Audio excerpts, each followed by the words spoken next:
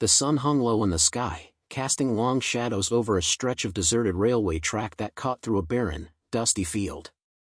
The air was still, save for the occasional rustle of wind through dry grass and the distant call of a crow. But amidst this unsettling calm was the figure of a woman, pregnant, fragile, trembling, bound tightly with rough rope to the cold steel rails. Her hands were tied above her belly, her ankles bound to the wooden planks beneath her, and her mouth gagged with a strip of cloth torn from her own dress. Her eyes, wide with terror, darted around desperately. Muffled screams escaped from her gag as she twisted and writhed, trying to free herself. Her face was smeared with dust and sweat, and tears streamed down her cheeks, mixing with the dirt and blood on her skin. She wasn't just afraid for her life, she was terrified for the tiny one growing inside her. Every sound seemed to echo louder in her ears, the wind, the hum of distant machinery, and then, unmistakably, the low, growing rumble of a train. Her body tensed. Her ears strained. It was faint at first, but growing rapidly, the clatter of steel on steel, the shrill whistle cutting through the silence like a blade. A train was coming. Her chest heaved with panic, breaths shallow and rapid. She began screaming louder, hoping against hope that someone, anyone, would hear her. Far in the distance, a sleek black luxury car sped down the road that curved along the edge of the tracks. Inside sat a man in his early 40s, sharp suit, sunglasses, calm expression. He wasn't expecting to witness anything unusual on this drive. But something caught his eye. A shape on the tracks. A flicker of movement. He leaned forward, squinting. The car screeched as he slammed on the brakes and flung open the door. Dust flew around him as he stared ahead. His eyes widened in disbelief. There, lying helpless on the tracks, was a woman, tied, pregnant, and directly in the path of a speeding train. In that split second, time seemed to stop. His breath caught in his throat as adrenaline surged through him. The screen freezes, the world held in a moment of horrifying suspense. A voice echoes over the image, "How did this happen?" A pause. "Let's go back." Aliyah had always believed in fairy tales, or at least, she had tried to. And in the early days of her marriage, it had truly felt like one. She was the beloved wife of Rayyan Malik, a successful entrepreneur whose charm and confidence had won her heart long before his wealth did. They lived in a sprawling mansion nestled in the heart of the city, a place where luxury touched every corner, marble floors that gleamed under chandeliers, art imported from Europe, and a fleet of luxury cars parked in the driveway like trophies. Rayyan had built an empire from the ground up, and Aliyah had been by his side, cheering him on. Now, years into their marriage, they were expecting their first child. For many, this would mark the happiest chapter of their story, a beautiful home, financial stability, and a new life on the way. From the outside, they looked like the perfect couple, a dream come true for any romantic at heart. Their social media posts were filled with smiles, vacations, anniversary dinners, and perfectly posed photographs. People envied Aliyah. They whispered about her blessed life, how she had everything any woman could ever want. But what no one saw, what Aliyah herself was only beginning to accept, was the growing silence between them. What had once been long conversations under the stars had become brief exchanges of daily logistics. Rayyan's affectionate texts had become occasional thumbs-up emojis or single-word replies. Dinners together turned into dinners alone, and Aliyah began spending more time with the house staff than with her husband. She tried to ignore it at first, the way he avoided her gaze when she spoke about the baby, how he suddenly had urgent meetings late into the night. She chalked it up to stress, to business, to anything but what her heart feared, that something was wrong. The emotional distance between them was subtle at first but widened with each passing week. His touch, once reassuring, now felt absent. Aliyah felt invisible, loved in theory but not in presence. And then came Maywish. She entered their world quietly, like a breeze before a storm. Maywish was young, effortlessly elegant, and carried herself with the kind of confidence that demanded attention. She had recently joined Rayyan's company as a strategic consultant.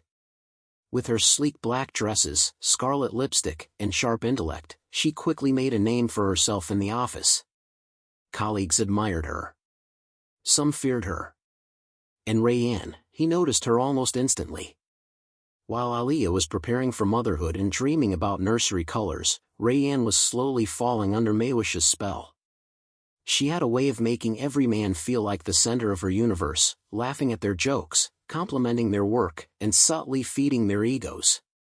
But beneath her magnetic smile was a woman with ambition sharper than a blade. She didn't just want success, she wanted control. And what better trophy than a wealthy, powerful man already tied to another woman? Maywish didn't see Aliyah as a threat. She saw her as an obstacle, one that needed to be removed, piece by piece, without leaving a trace. Maywish had mastered the art of playing innocent while hiding daggers behind her smile. As Rayanne's newly appointed business consultant, she quickly gained access to his calendar, meetings, and even his moods. She was always 2 steps ahead, scheduling his appointments just right, anticipating his needs before he spoke, and offering solutions with the kind of charisma that made her indispensable.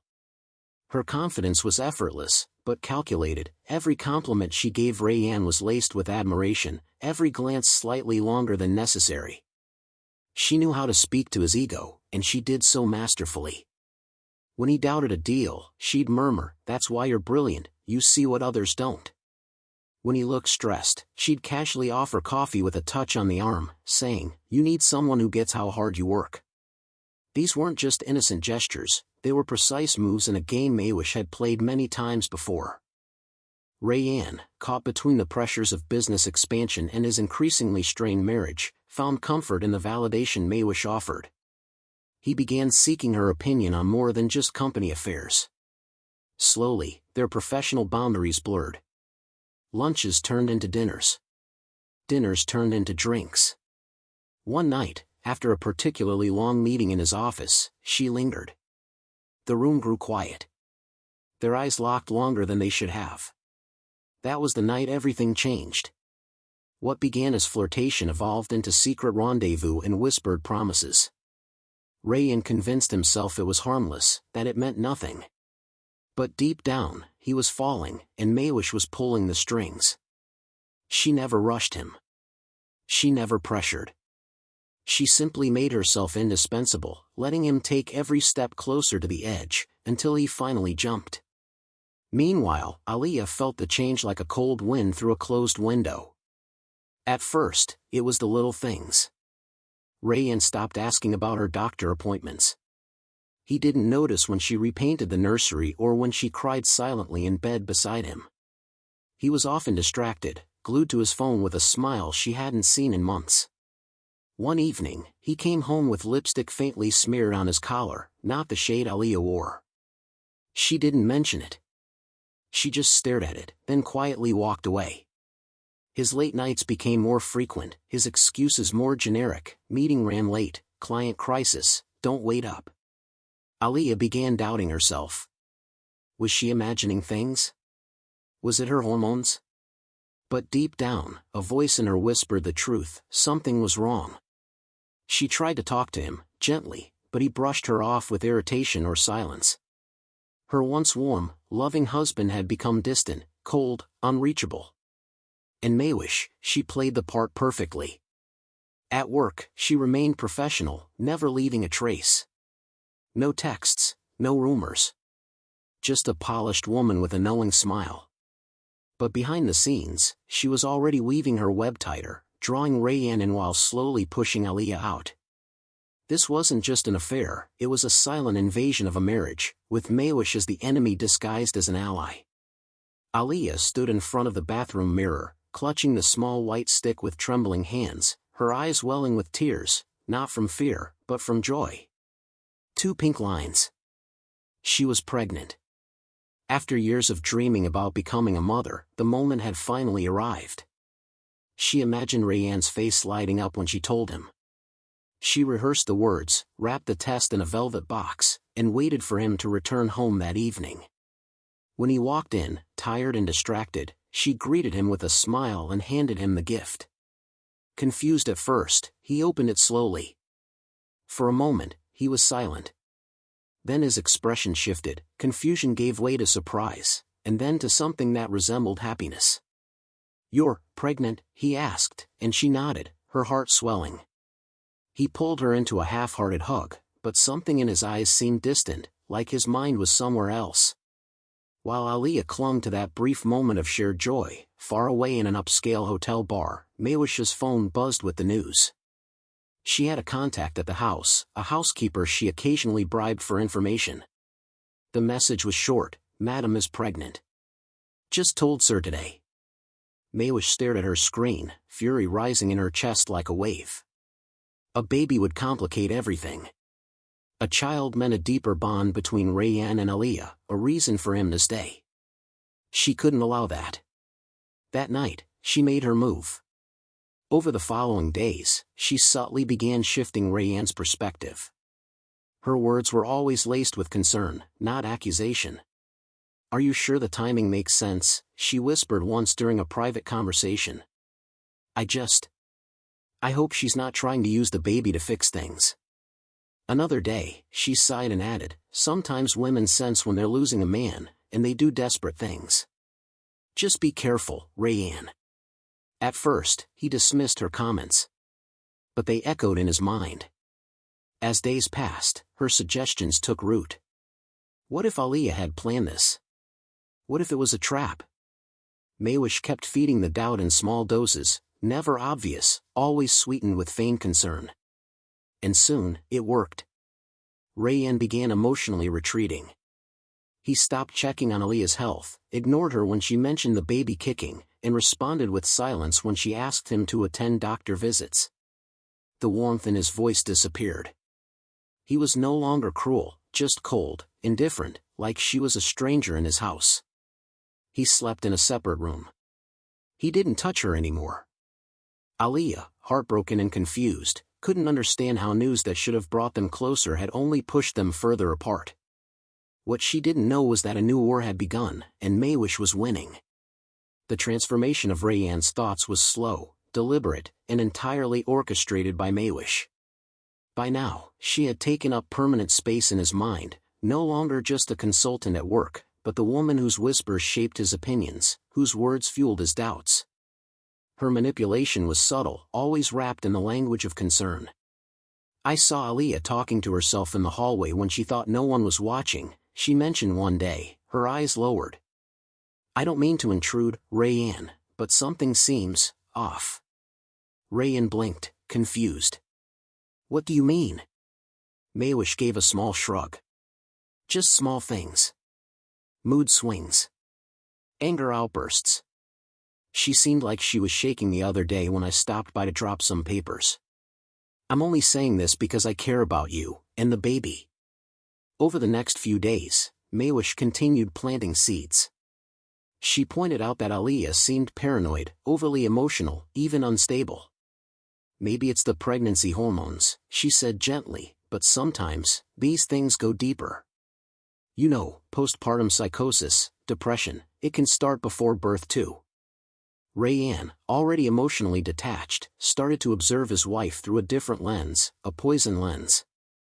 He began interpreting her tears as hysteria, her attempts to reach out as manipulation, her quiet suffering as proof of imbalance. Maywish, playing the part of the ever-loyal confidant, let her words drip like venom, one drop at a time. "She's dangerous for the baby, Rayanne," she finally said one night, her voice trembling. "What if she does something rash? You'd never forgive yourself." Rayanne, confused and emotionally worn down, began to believe that maybe Maywish was right. Maybe Aaliyah wasn't well. Maybe she needed help. So, Maywish suggested what seemed like a solution: send Aaliyah to a private wellness retreat, a place with professional care where she could heal. "It's just temporary," she assured him. "She'll get rest, therapy, and space. You'll be doing what's best for her, and for your child." Rayanne agreed. He signed the papers, made the arrangements, and left the details to Maywish. What he didn't know was that the so-called wellness center didn't exist. The number provided was fake, the website fabricated, and the transport arranged by Maywish was nothing short of a trap. On a rainy afternoon, two strangers arrived at the mansion. They introduced themselves as professionals from the clinic, dressed in white uniforms and carrying forged documents. Aliyah, already in a fragile state, hesitated. But Rayanne's signature was on the form. Her heart broke as he refused to even look at her. With trembling hands, she agreed to go, hoping this would fix things, that maybe Rayanne still cared in some distant way. She was led to a van, blindfolded, and driven far outside the city. But as the hours passed, the journey took a sinister turn. The van didn't stop at any clinic. It drove deeper into isolated terrain, far from any hospital or safe haven. When Aliyah finally awoke, the horror was unimaginable. Her head throbbed. Her mouth was dry. As she blinked against the harsh sunlight, she realized she was lying on her side, her wrists and ankles tightly bound. The coarse gravel beneath her scraped against her skin. Panic surged through her as she tried to scream, but her voice was muffled. She was gagged. And then she heard it, the low, ominous hum of steel. Her head jerked upward. She was on railway tracks. Her heart pounded as she began to thrash, struggling against the restraints. Around her was nothing but empty land, sky, and death approaching. Alone, abandoned, and carrying a child inside her, Aliyah lay helpless as the faint sound of an oncoming train drew nearer with every second. The sun was beginning to set, casting long shadows across the desolate countryside as a sleek silver luxury car cruised down a rarely used road parallel to the railway tracks. Behind the wheel was Raza Shah, a millionaire investor known for his sharp instincts and discreet power in the corporate world. Though rarely seen in public or company meetings, he was a silent partner in Rayanne's business, a man who observed more than he spoke and acted when it mattered most. That evening, he was returning from a private land inspection outside the city, his thoughts consumed with a new project he was considering funding. The rhythmic hum of the engine and the endless stretch of road lulled him into a state of calm until something unusual caught his eye through the windshield. It was a strange shape, low to the ground, lying motionless across the tracks in the distance. At first, he thought it was debris or perhaps an injured animal. But something about it felt human. Instinct took over. Without a second thought, Raza slammed on the brakes. Gravel scattered under his tires as the car skidded to a halt on the side of the road. He threw open the door and ran toward the tracks, his heart hammering in his chest. As he got closer, the shape came into horrifying clarity. It was a woman. Tied. Gagged. Pregnant. Panic surged through him. Her face, pale and bloodied, was barely recognizable until his eyes widened in disbelief. It was Aliyah. He had seen her once at a business gala, Rayanne proudly introducing her as his wife.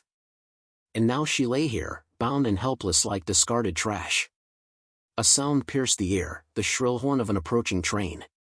Raza spun around. The train was coming. Fast. Smoke puffed into the sky from its engine as it barreled forward in the distance. Without hesitating, Raza sprinted toward Aliyah, dropping to his knees beside her. Her eyes met his, filled with terror, silently begging for her life and her baby's. With trembling hands, he fumbled at the knots, cursing under his breath. The train was seconds away now. The ground began to shake. And in a final desperate yank, the ropes gave way. He pulled her off the tracks and fell back into the dust as the train roared past, missing them by inches. Aliyah lay unconscious in his arms, but she was alive. Just barely, and only because he had been watching. Raza's hands shook as he reached for the thick, coarse ropes binding Aliyah's wrists and ankles. His heart thundered in his chest, louder than he'd ever felt it beat before, but still not louder than the train's horn that screamed in the distance, closer now, furious and unrelenting. The vibrations beneath the tracks had turned into tremors beneath his knees. Dust swirled around them, kicked up by the wind of the oncoming engine. Every second mattered. He dug his fingers into the tight knots, his nails scraping against the rope as he pulled, twisted, and yanked. The fibers were dug in deep, soaked with sweat and grime, and tied with terrifying precision. Someone had meant for her not to escape. Aliyah whimpered through her gag, her eyes filled with sheer panic and silent pleading. Her body trembled under the weight of fear, exhaustion, and the life she was trying to protect inside her. Raza glanced over his shoulder. The train was now visible, a monstrous blur of metal and motion thundering toward them, no more than a few hundred meters away. Its horn blared again, a final warning neither of them could heed. Come on, Raza muttered under his breath, adrenaline surging through his veins. The knot on her ankle gave way first. He moved to her wrists, his fingers slipping as he pulled again with every ounce of strength he had. The final rope loosened just as the earth beneath them began to rumble. With one powerful motion, he scooped her up, stumbling back from the tracks just as the train's front engine screamed past with a deafening roar. The blast of wind and heat from it nearly knocked him off his feet. He collapsed to the ground beside her, both of them covered in dust, hearts racing. Alia's eyes fluttered for a moment, then rolled back as she slipped into unconsciousness. Raza leaned over her, checking her pulse, his own breath shallow and fast. Relief swept through him, she was alive. Barely, but alive. He looked down at her battered body and swollen belly, and something inside him hardened. Whatever had led to this moment wasn't an accident. Someone had done this to her. Someone had wanted her silenced. And now, Raza knew, he had just stepped into something far darker than a simple rescue. The sterile scent of antiseptic filled Alia's nose as her eyes slowly opened to a soft white ceiling and the steady beep of a heart monitor nearby. Her body felt heavy, sore, and stiff. She blinked, trying to piece together what had happened, but flashes of pain, fear, and the thunder of a train overwhelmed her. A cool hand gently touched hers, grounding her. She turned her head slightly and saw a man sitting beside her, calm, watchful, eyes filled with concern. It took her a moment, but she recognized him. Raza. The man who had saved her. He offered a small nod of reassurance. "You're safe now," he said quietly. "You were unconscious for a day, but the baby is okay. You're going to be okay." Tears welled up in Alia's eyes, a mix of gratitude, pain, and grief. Her throat ached, but she forced herself to speak. "They tried to kill me," she whispered. "They wanted me gone." Raza leaned in. "Tell me everything," he said gently. And Alia did. She told him about the distance that had crept into her marriage, how Rayan had changed. She described Maywish, the beautiful, manipulative woman who had slithered her way into their lives and taken over everything. She recalled the moments that made her question her reality, the gaslighting, the growing coldness in Rayan's eyes, the sudden decision to send her away. "He thought I was going to a treatment center," she said bitterly, her voice cracking. "But she made sure I never got there." Her voice shook as she described waking up on the tracks, tied, helpless, with the train bearing down on her. Raza listened in silence, absorbing every detail with growing rage burning beneath his calm exterior. This wasn't just a crime of passion or betrayal, it was premeditated. It was attempted murder. And someone had to answer for it. As Alia rested, Raza stepped out of the hospital room and made a call to a trusted private investigator he'd worked with for years. "I need everything on Rayan Malik and a woman named Maywish," he said. "Emails, messages, financials, dig deep."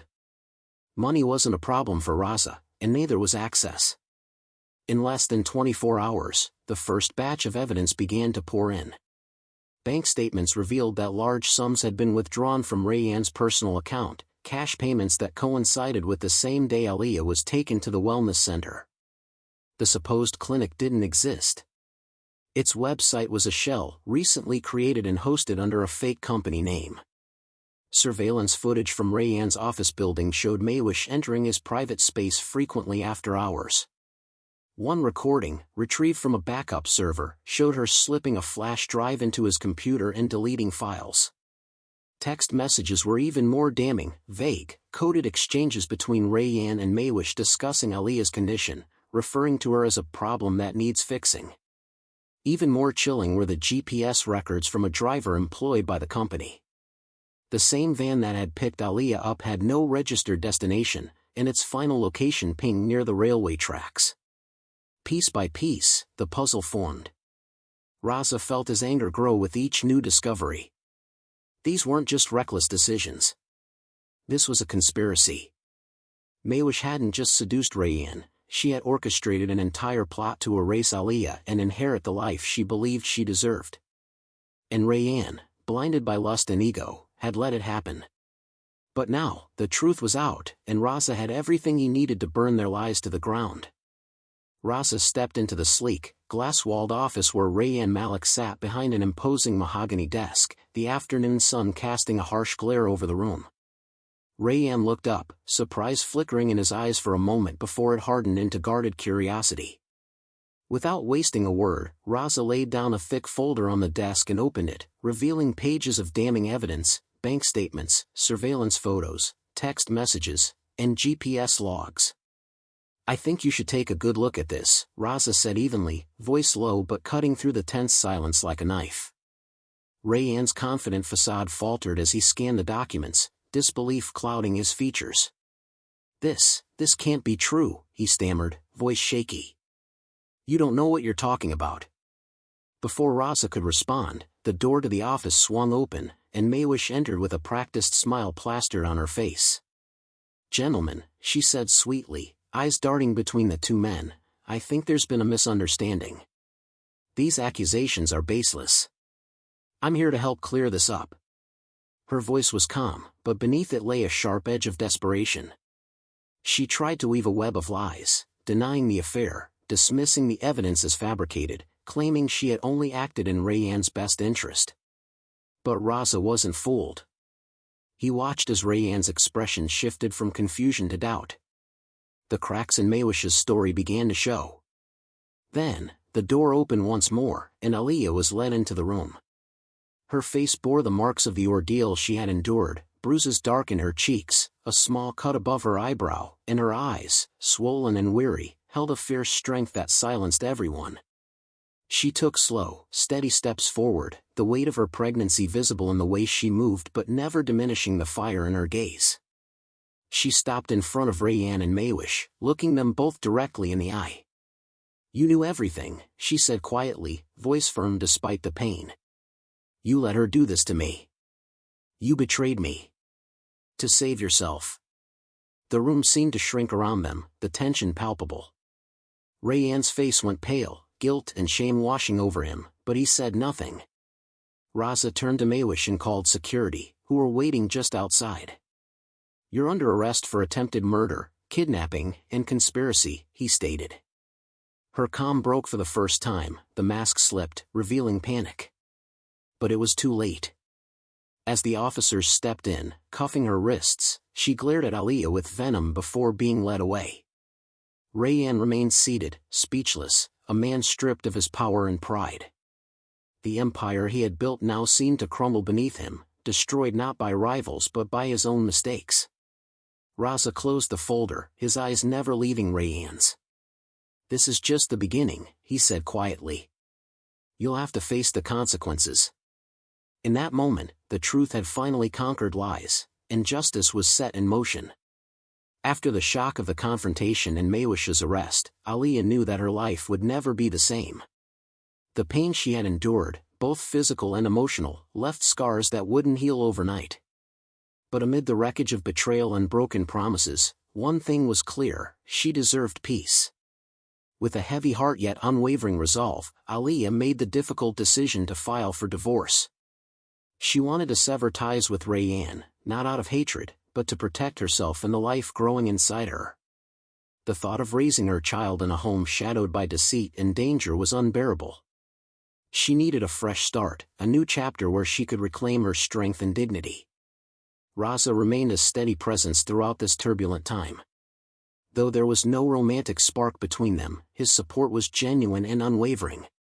He became her confidant, offering a listening ear, practical advice, and quiet encouragement when she doubted herself.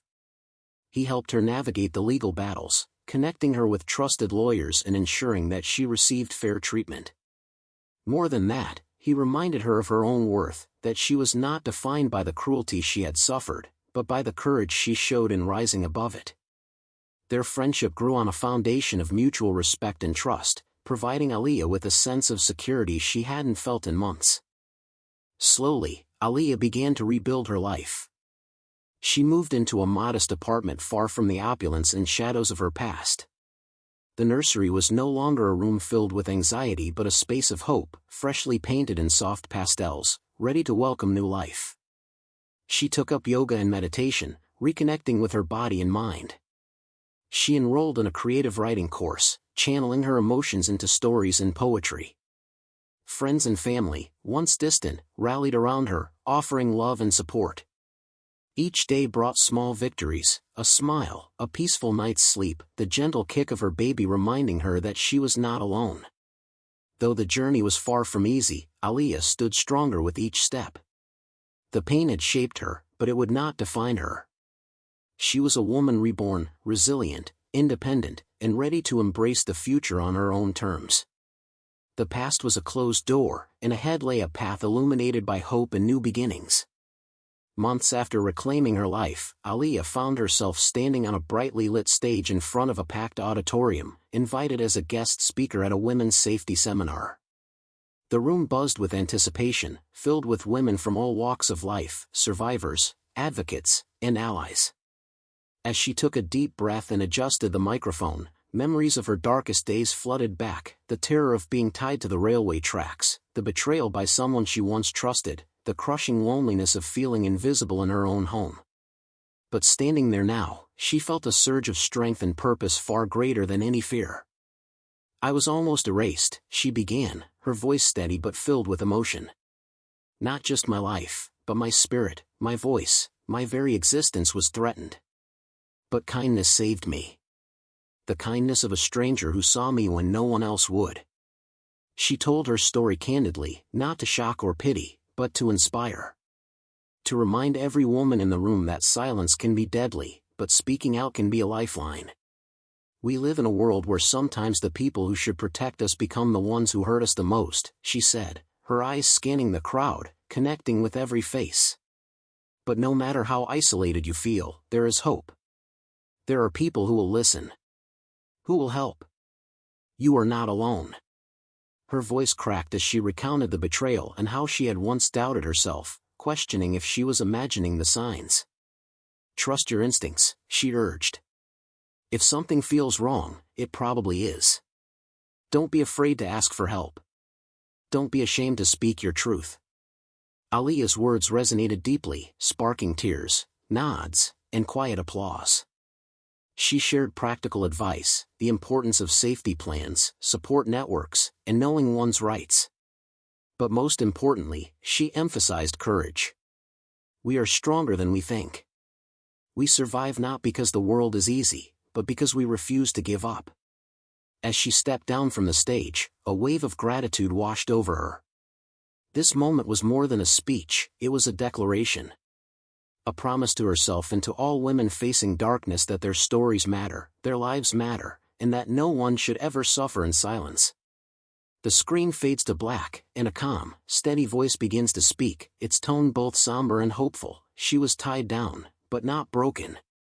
The words hang in the air, powerful and poignant, reminding viewers that no matter how deep the darkness, the human spirit can endure. A mistress tried to erase her. A millionaire saw what others ignored. These words echo the cruel reality that betrayal and violence often hide in plain sight, masked by wealth, status, or silence. Yet, amid the shadows, there is always a flicker of light, sometimes from the most unexpected places. Sometimes, help comes from unexpected places, the voice continues, urging us to look beyond appearances and listen carefully to the cries that go unheard. Images fade in and out, showing glimpses of Aliyah's journey, the lonely nights, the cold fear, and then the courage to fight back. The visuals are interspersed with messages of hope and resilience, survivors standing together, communities raising their voices, advocates pushing for change. The voiceover transitions to a powerful call to action. Domestic violence is not just a private matter, it is a societal crisis. Infidelity can destroy trust, but abuse destroys lives. We must raise awareness, educate ourselves, and support those who suffer in silence. The screen displays helpline numbers, websites, and organizations dedicated to protecting women and offering help. If you or someone you know is in danger, speak up. Reach out.